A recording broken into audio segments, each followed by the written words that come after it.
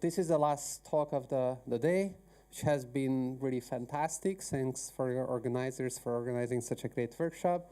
Although we have the poster session, right? So you have two reasons to stay, cocktails and the poster session. So you might as well hang out here and enjoy this talk about messy stuff.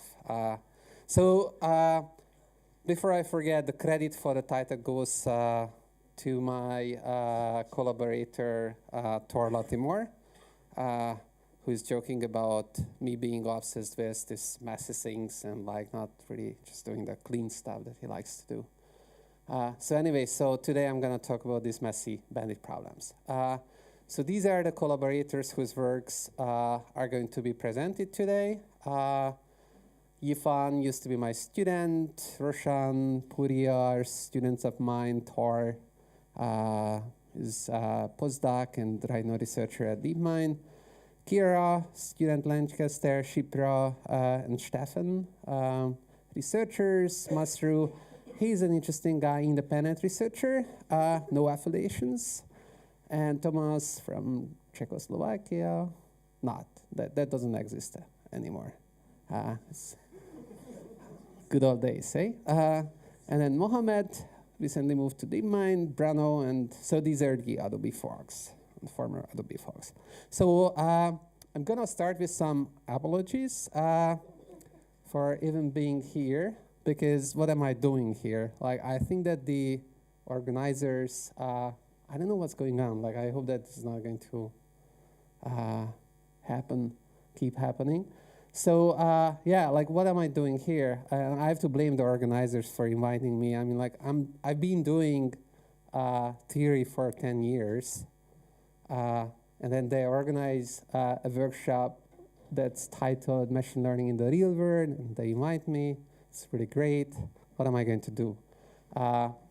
So I thought that this is a great opportunity for me to present all the works that I've been doing that my colleague Thor thinks are really, really messy.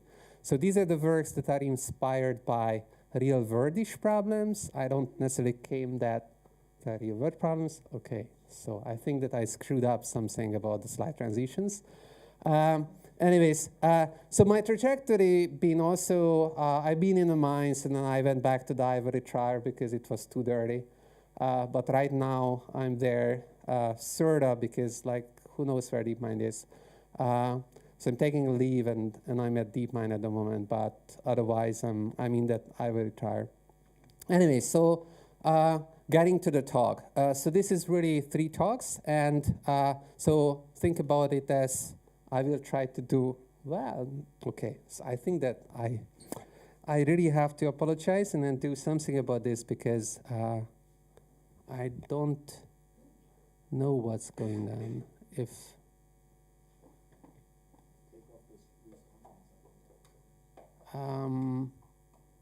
Right. Is it doing this on its own? All right.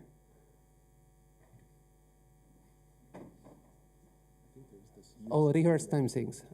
Okay, so how do you stop it? I think if you take off the use timer, maybe. Okay. Because I was experimenting how long.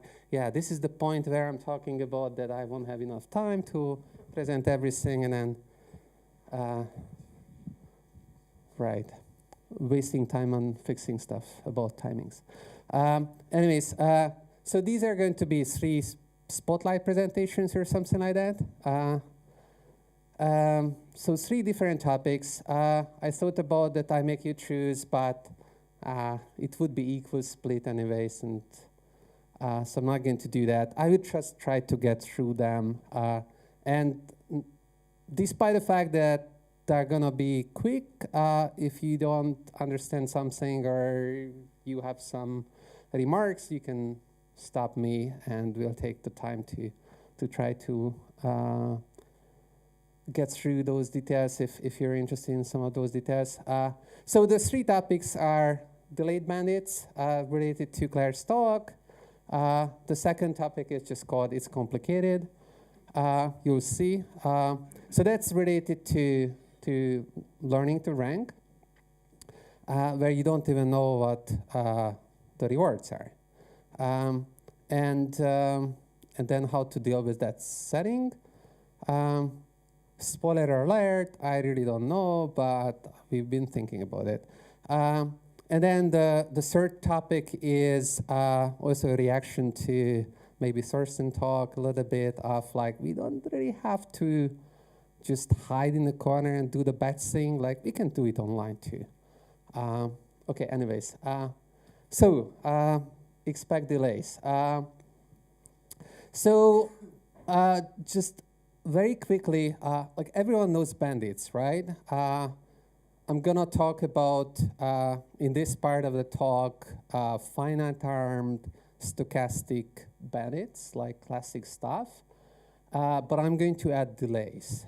So you're this guy pulling arms. If you pull an arm, you get a candy or you don't get anything. And it's stochastic, the payoff with an unknown distribution. Maybe it's binary for simplicity. And you want to only pull the arm that gives you lots of candies. That's the problem that you want to solve. And the problem is that the candies don't come. Okay, so you pull the arm, and then something is wrong with the machine or whatever. Like the machine is processing and processing and processing. As Claire said, it's complicated. So eventually, maybe the candy is going to come, but like you should move on, right? Like you have to pull the next machine. So what are you going to do in this case? So the link at the top is an animation of bandits, but I don't think that I will have time to go there. If you have never seen bandits, then I'm sorry. And then you will need to explore that link, and there's plenty of good stuff there. But I trust most of the people know bandits.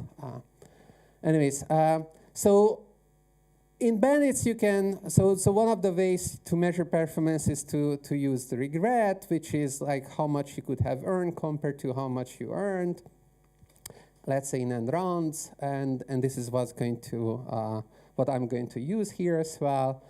And so here, notice that I don't take into account that I didn't get the candy yet, right? Like I pulled an arm, the candy is going to come later, but in this accounting, I do it as if the candy has arrived, like in this regret concept. So basically, I don't want to give up on pulling arms because they're associated with large delays, let's say, right? So it's a different setting than I think what Claire was looking at. So, all right, so this is how it works. You pull an arm. We also call it an action at time 10, and the reward comes at time 15 at the end of the episode. And by that time, you had to make so many other decisions in the lack of that reward. The reward, unfortunately, in this case is 0. So in this case, we say that the delay was 5, okay? There could be that multiple rewards arrive in the same round, then you just have a lucky day. So where do delays come from? Well, there are lots of sources. So for example, if you're in a movie recommendation system, then the user, like you recommend the movie, but the user was just browsing, and at night, the user is going to watch the movie, so you can't expect the information about whether the user actually cared about the movie to come right away, or maybe it's going to happen over the weekend, right? So you have big systems, and you shouldn't be surprised if you see delays. Another source of delays is that you have actually a big distributed system, and in that big distributed system, it has many moving parts. Because of that, you can suffer delays. So when I say we're learning from delayed rewards, then some people are going to say, oh, are you doing really RL? Chris Watkins' thesis title was Learning from Delayed Rewards, but actually the answer is yes and no, because we don't have a state, there is no dynamics, but everything is RL. So yes, I'm doing RL, but it's still this simplified bandit setting. It's just a little bit more complicated because of the delays. So it's somewhere in between of full-scale RL and very simple bandits. So I call this a messy problem because the cleanest would be if there were no delays, right? So that problem has been studied. There is a lot of additional work on delayed settings, distributed settings, and so on and so forth. Here are a few of the works. There are many more. So we're not the first one to look at this. So the first case that I would want to look at more closely first is when in a given round you also get a label with the reward that tells you which action originated that reward, right? So sometimes the systems keep track of this, and if you're lucky, you have this information. This is okay in certain applications, but in some other applications, this may be difficult. For example, in a movie recommendation system, it could be like that the information is already lost.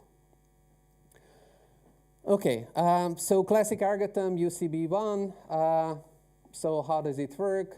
Are there any, like, how many people are not familiar with UCB1? Okay. Right, just very quickly, for the sake of notation, you have a mean, estimated mean of the rewards for an arm. You have how many times you pulled an arm. This is the round index that you're in. You're topping up the mean reward. You pull the arm. That gives you this maximum score. And this is a good algorithm. You can try it online there. And this is for the non-delayed setting, right? And the expected regret is pretty well understood. There are multiple ways of analyzing it. In one way, you derive a problem-dependent expected regret bound, which takes this form where the leading terms are this log n divided by the gaps. The gap is just like how much you lose if you pull an arm instead of pulling an optimal arm in a single round on expectation. And so how does this work? So the reason this works is because, or the reason you get this regret bound is because if you have more observations than constant divided by gap squared, then you see that this arm is suboptimal because you will anyways pull all the arms very often, including the optimal arm. So the optimal arm pulled linearly, so there is no real uncertainty about the mean reward of that. So by this time, after this many observations, it's just like central limit theorem or whatever you can call it, you will see that this arm is not optimal and you stop pulling it effectively, like you keep pulling it, but less frequently. So that's in a nutshell how it works. So what to do when the rewards are delayed? Well, this is the algorithm. So we just change one word. So it's actually very simple. It's just be lazy. Change as little as possible. So instead of saying that, you know, like this bonus factor that we were using for calculating the score, it represented the uncertainty of the mean estimate.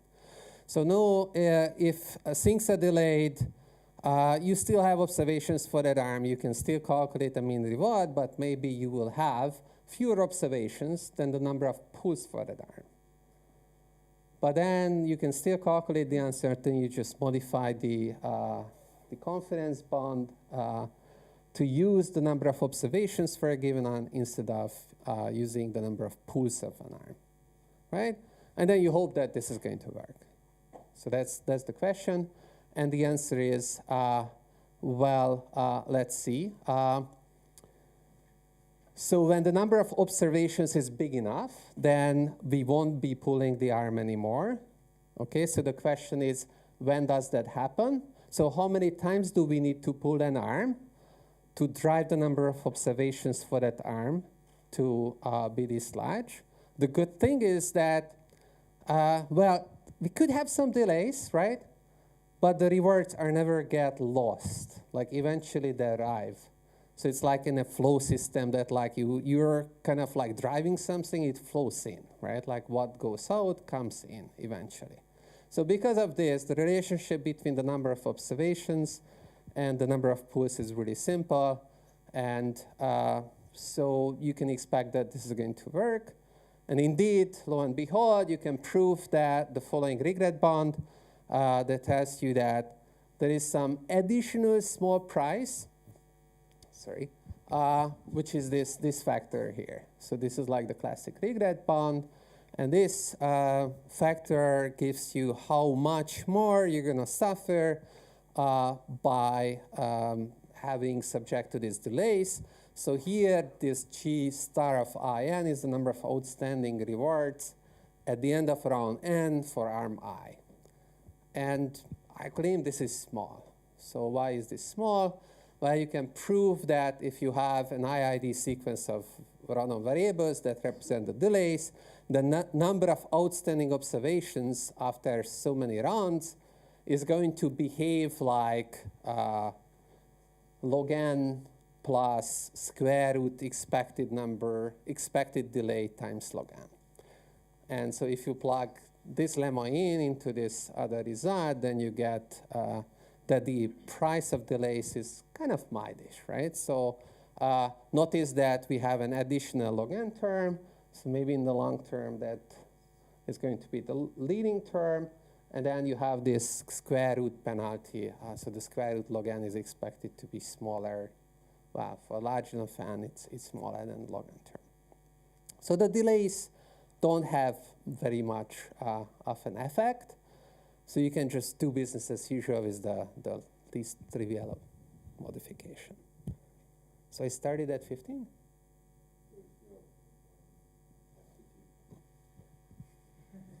All right, okay, good.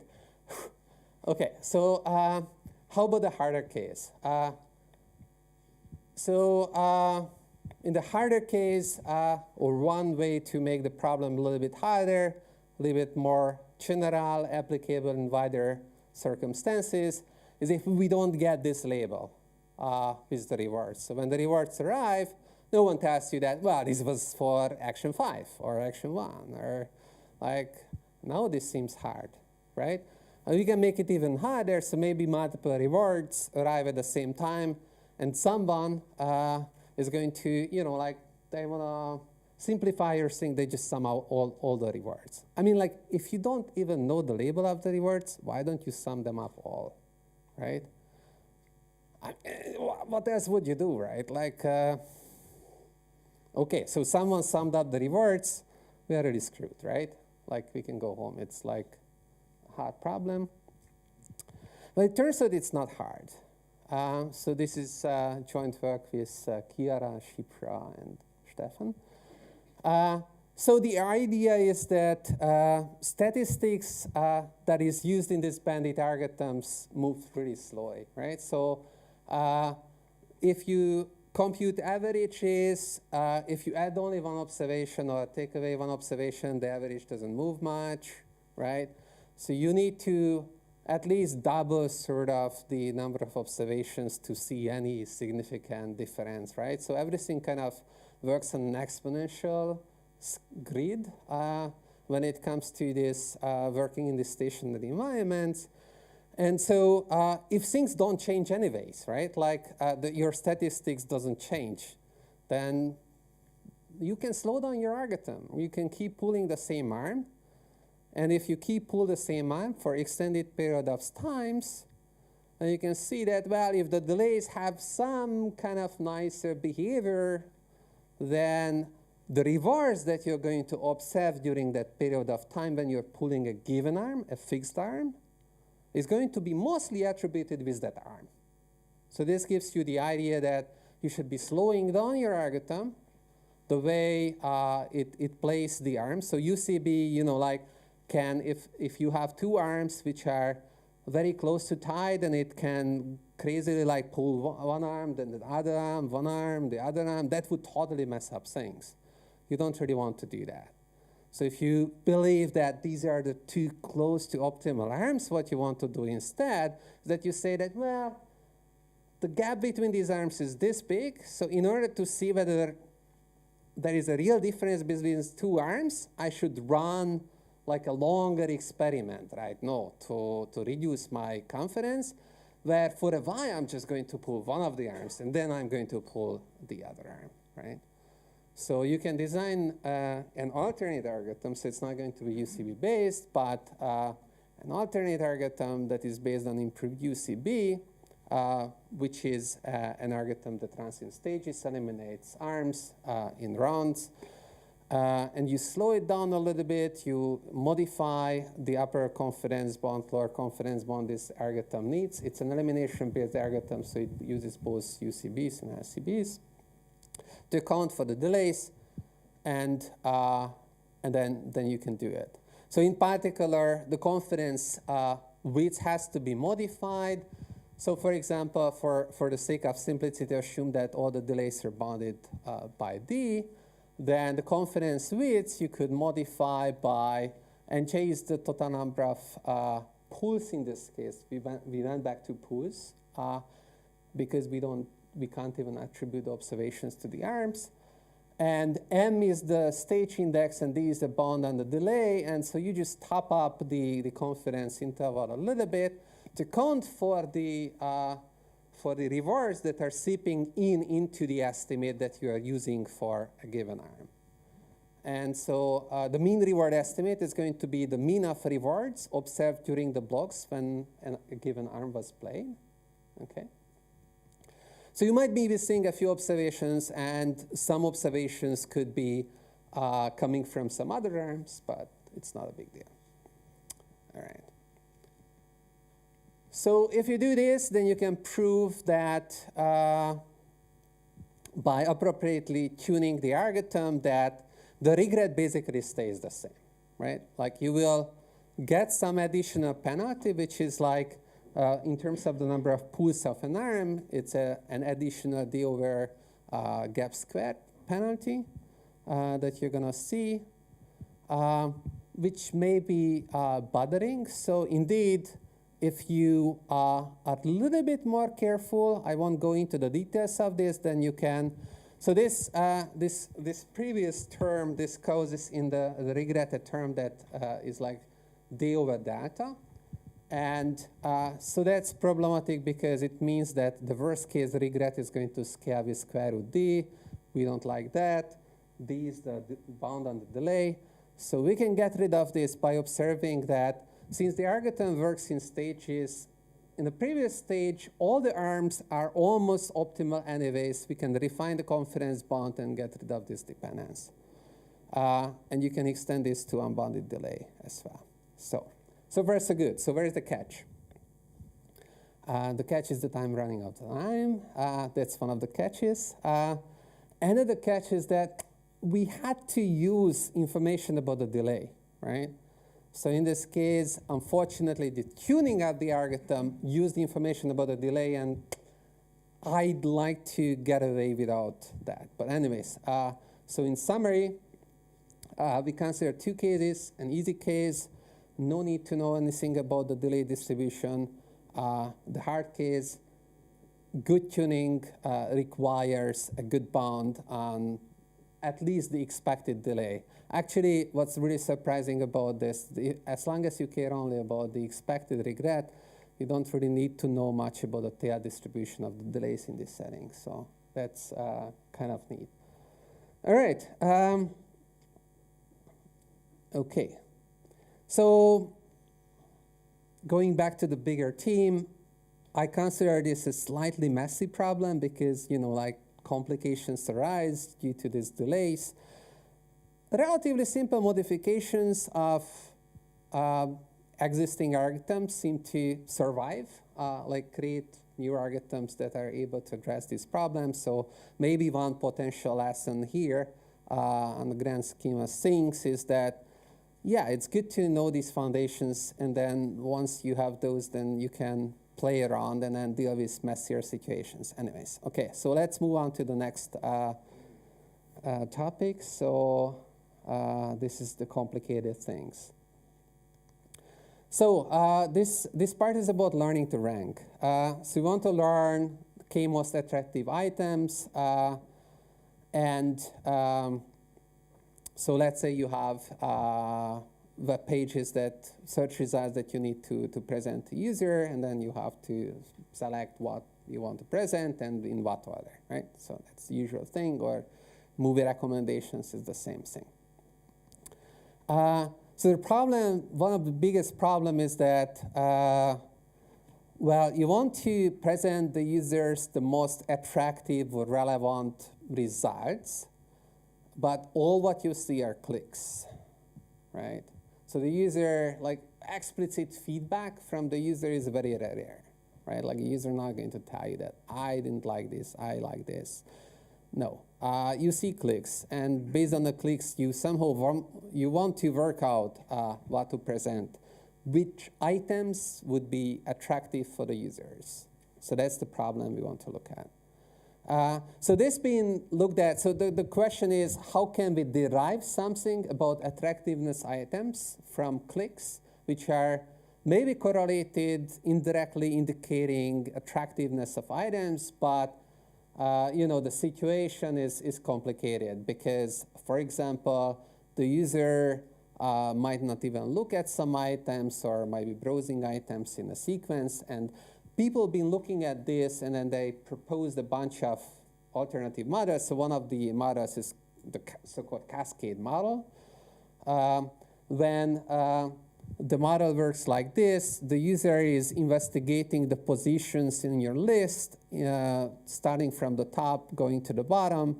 And if the user haven't clicked yet, then the user is examining the item, and then with probability that's proportional to the inherent attractiveness of the item, like how interested the user is in that item, you'll see a click, and the process finishes. And otherwise, the user goes to the next position, and this continues on. So in this case, the model is not able to explain if you have multiple clicks. But still, you can fit this to the data. Most of the click data only have one clicks anyway. So even if you have multiple clicks, then you omit the unimportant clicks later in the list. So you can actually try to estimate fraction probabilities using a model like this. People found it that this is good because it kind of addresses some bias that was observed in the data, and you get better estimates than if you don't do any modification. So another model that people came up with is called the position-based model. Items have attraction probabilities, and positions have so-called examination probabilities. And then the way this works is even simpler. So you have these two vectors, and user examines position k with a certain probability. If that happens, then user clicks with a certain another probability. It's like a rank 1 model. And you see the clicks, right? So the probability of seeing a click is just the product of these two things. Okay. There is nothing really magical about it. And then people also studied this, tried to estimate it, and the examination probabilities. And they find that this is, in some settings, it's not bad. And we've been also looking at this, and we're trying to see how to do this in an online setting when you care about your regret.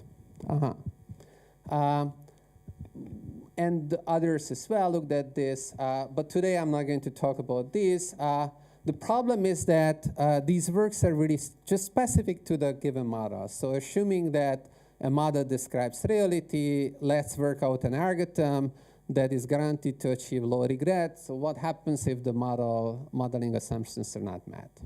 Then we go home, or like we can try, but like maybe it would be better to have something that has a wider range of applicability. So what is that drives this? So the thoughts underlying of how to come up with something new, a new model, are the following. So common to all of these models is that an item is going to be clicked only if it's attractive and its position is examined. And also that attraction and examination are independent. Also that the k most attractive items and the k most examined positions maximize the expected number of clicks in both models. So can we somehow, like have a broader model that shares these properties. These properties seem to be common, and then they're perhaps useful.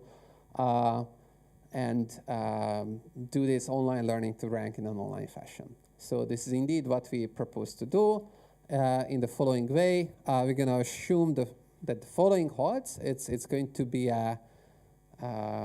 not necessarily a least common denominator, but something like that of the two previous models. So in one step, the environment is going to throw some attraction indicators and examination indicators, and these are jointly distributed random variables. So this picture kind of shows you like maybe there is some latent structure that controls both of these.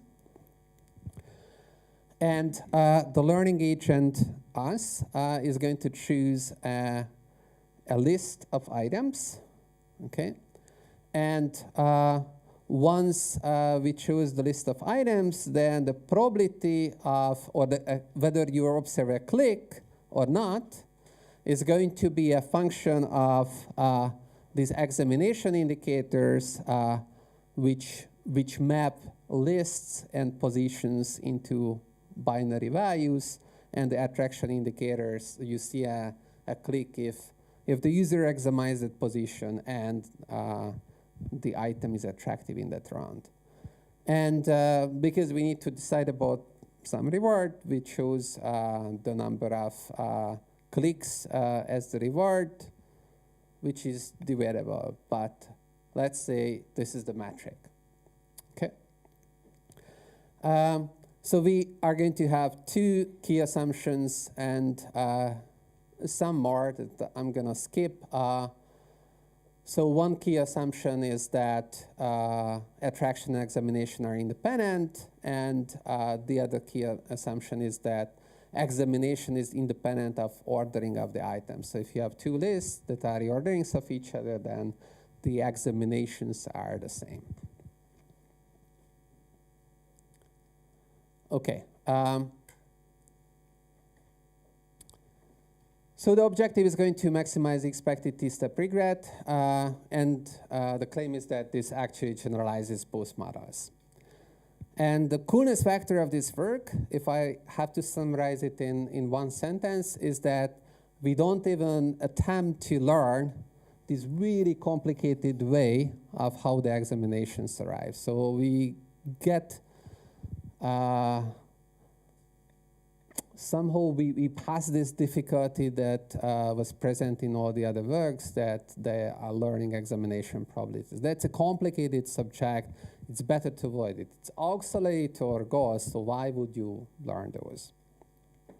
So how does this algorithm work? How do we achieve this? We're going to randomize. So randomization is going to be the killer tool.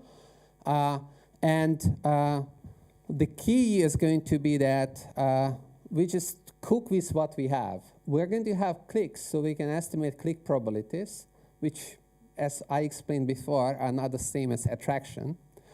But if I'm careful about in what way, in what controlled way I'm presenting things, that the click probabilities are going to be proportional to the attraction probabilities. So this is the key idea of the algorithm. So how are we going to achieve this? We're going to randomize the item placement. So let's say we have a bunch of items that we need to present to the user. So these are the items that are still in play. And there are 3 positions, and maybe you have more than 3 items, then you're going to basically randomly select the items to be presented. But you're going to do it in such a way that you are respecting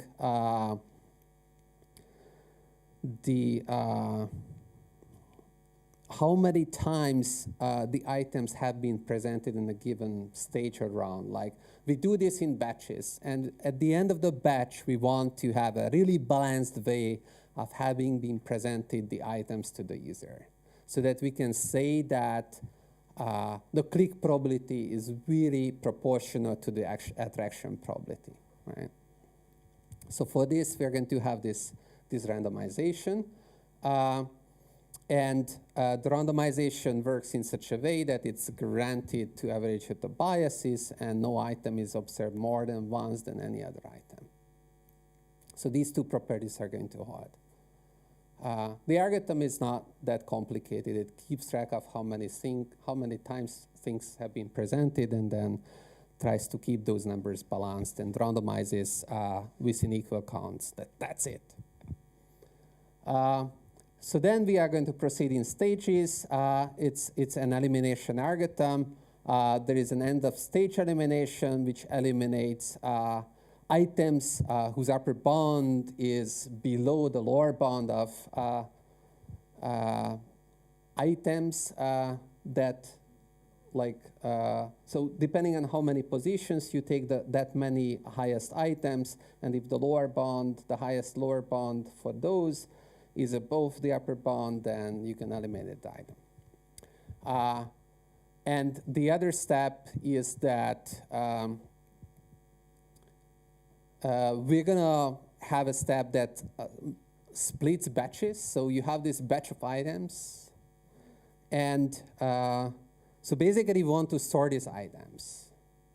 And it might be that you're detecting that if you're ordering the items based on the lower bounds, that the lower bound after a certain split is higher than the upper bound of all the other items later on. So when that happens, then you have a partial ordering. You already established the constraint that these items beat these items. So you want to respect that, so you're splitting the batch. So this way, you are recursively splitting the batches into more and more batches, and you keep track of like that these are better, so they're assigned to these two positions, so the batches are assigned positions as well.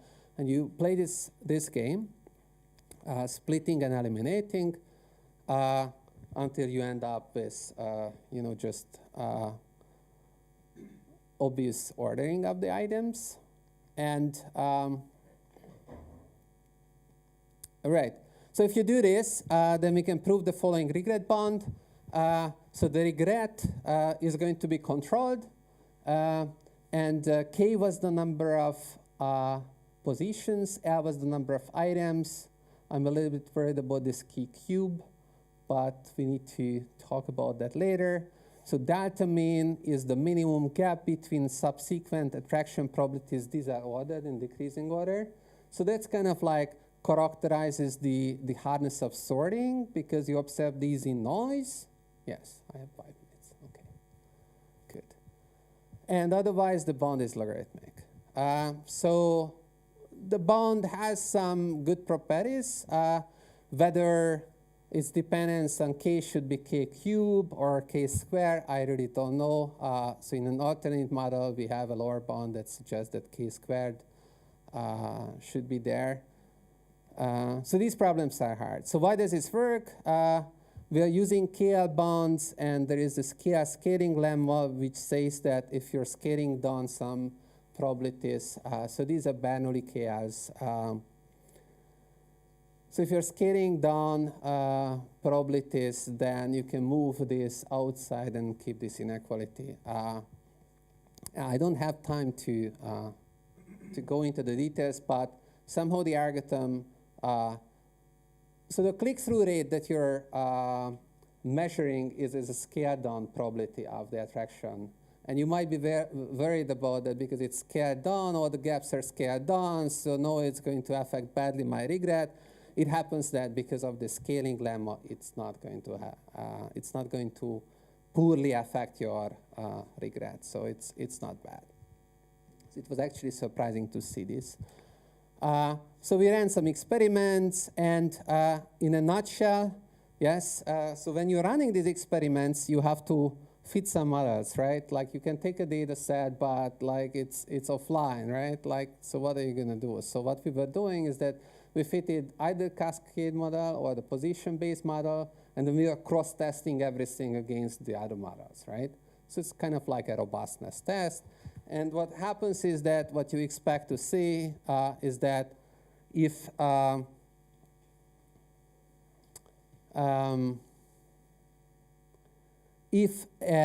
specific algorithm like Cascade KL UCB is run in a model that was fitted using the same model that it uses, then it tends to work well.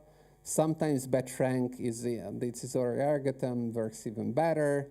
There is a third competitor which is I think Thorsten was involved in that. It's treating all the positions independently and place an adversarial bandit over the positions. So it's a little bit conservative. So it's learning, but obviously it's not making any assumptions about the environment, and it would have some strong guarantees despite of that. But like you give up something if you do that. So here in this setting. This is the position-based model, and you can see that the cascaded KL-UCB algorithm just can't get it, right? So batch rank is still okay. And as you can expect, depending on where you are, sometimes you are better than the other algorithms, sometimes you're not that great. So it's kind of like the middle in the pack. All right, So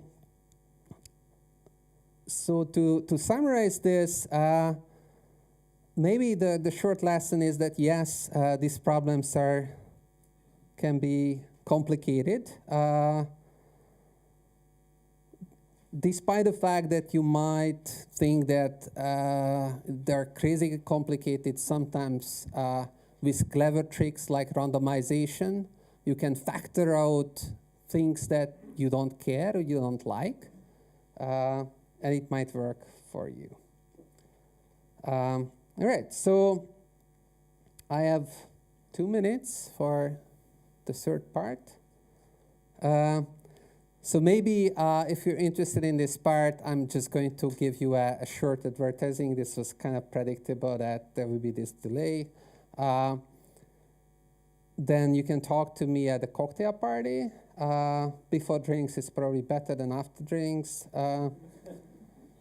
But depending on what you want to hear. Okay, so this part is about if you have this worried boss that looks at, how much revenue are we making, and like you're coming here and you're telling me that your UCB algorithm is going to try things that we have never tried, like go away, right? So how to calm down a boss like that. And maybe what's interesting or important to take home from this is that you can define this problem in many ways. So one possible way to define this problem is with these graphs, with this graph. So let's say you're running your existing algorithm and it's generating billions of dollars. So that's the blue curve. And this would be you, right? Running your Bandit algorithm. And first, it does stupid things, like because it has to explore. And it's in the red, like so your boss would be like, oh no, this is bad. But then eventually it learns, and when it learns, then it's gonna have a higher rate of increase, and it shoots up, and that's great, right? So somehow you want to get here, but at the same time, it would be good to avoid the red curve. So the question is whether you can avoid the red curve. And notice that I added this dotted line. So this is like shows the patience of your boss. So my boss is very patient, owes me 25% slack, but your mileage might vary, right? But maybe you get some slack, like everyone gets some slack. And then you just need to design this algorithm that stays in between, no, not stays in between, stays below the dashed line, right? So you're fine to go up, but like you never want to go below the dashed line, right? So the problem is to design this Bandit algorithm that satisfies this pathwise constraint. I call it pathwise because at any time it has to satisfy the constraint that its revenue is above the dashed line. So I won't be able to present the solution. I can tell you that A/B testing wouldn't do it, and it's wasteful. You shouldn't do it. And it's not really best on identification that you need either, because why would you want to stop, right? Like maybe you can continue learning and then you shoot up, or your reward can be even higher, right? So there is a problem of like how long are you going to run best-time identification? So you want this continual algorithm that just learns and then makes money, and everyone can go home and like drink their cocktails. Okay, so we do have a solution for this. It's very, very simple. It calculates a budget of exploration. So if you're above the line, the gap between the line and your actual revenue is the budget. You calculate the lower bound on your budget. And if the lower bound is positive, you can explore. Otherwise, you just pull the default arm. That's the algorithm. It enjoys a guarantee that is as strong as it gets. You can prove that you can't significantly strengthen it. And you can extend it to various cases, even including adversarial setting. There's been quite a bit of related work. So in summary, so emerging from the mine, before that, we got really deep into delays. And we see that you can deal with more than what you would have thought by looking carefully or considering carefully what the algorithms need to do. But one lesson here is that if you can design the system in such a way that it gives you more information, then it's better. So here, we sorted this mass, and we somehow factored out like a big black box that we don't need anymore by using randomization. So it's kind of cool, and the worried bosses can sleep well because we do have this algorithm that just does everything for them. Okay, so that's my closing slide. Thank you.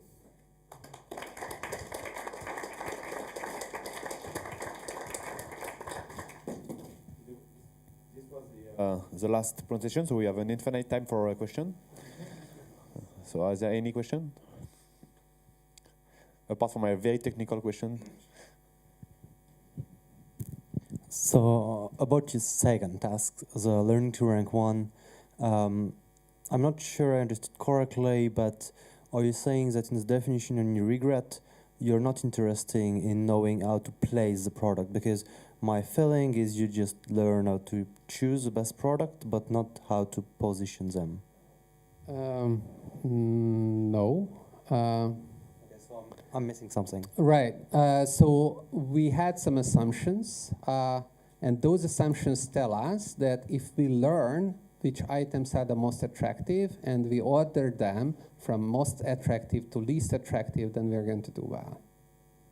And that's exactly what we do. Right? So it's kind of like funny because we're going to define regret in terms of clicks. So we want to maximize the total number of clicks. That involves like in what order you're presenting items as well. But we also know that clicks is just a surrogate measure.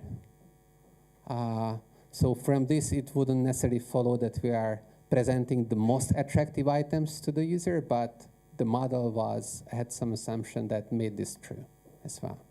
So in some sense, you have like an assumption that says. So what you're saying is you have an assumption that says that like first position or better, position are ranked by attractiveness. Right. So you can zip best product as best position. That's right. Okay. Thank you. Yeah.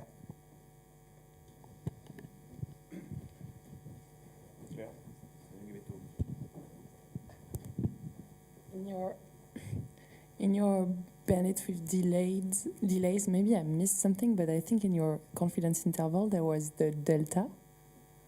I mean, it was square root of log and delta, and I don't know. I mean, maybe it's like a, Right. It could be a typo. Let's see. there was. I think it was log of t delta square. I don't know. Yeah. Okay. So it's okay. Right. Okay. So that's a different data. Okay. Okay. I was right. I would have guessed. So I misused the data for multiple things. If it's indexed by J, then it means the suboptimality gap of an arm, and otherwise it's a delta that the algorithm sets. Like it works in stages, and it has a target suboptimality gap. It's the So that's delta the bar. data. It's the delta bar. Okay, okay. Okay, so data bar, yay.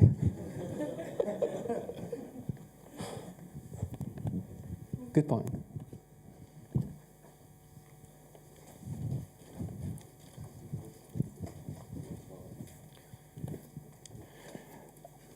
Again, for the delayed reward bandit, how does it go when the delay is not bounded? Right. So in the first setting, it's simple. We don't care. The second setting, if the delay is unbounded, we haven't quite finished the proof for the case where we show that this ugly term that was expected delay or delay over the delta, the suboptimality gap, can be reduced to just the delay plus 1 over delta. But we do have a result that says that even for the unbounded delay setting, the tail properties don't matter as long as you're not bounded by this term. So we do have that result. Thanks.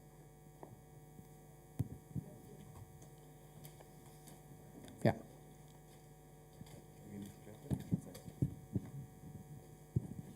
But in any cases, the expectation of the delays that you consider is always bounded. Like Yeah, there yeah. is an expectation. It's not Right, like exactly. So the only tail property, if you wish, is that we assume that the expected delays exist, right? It's finite.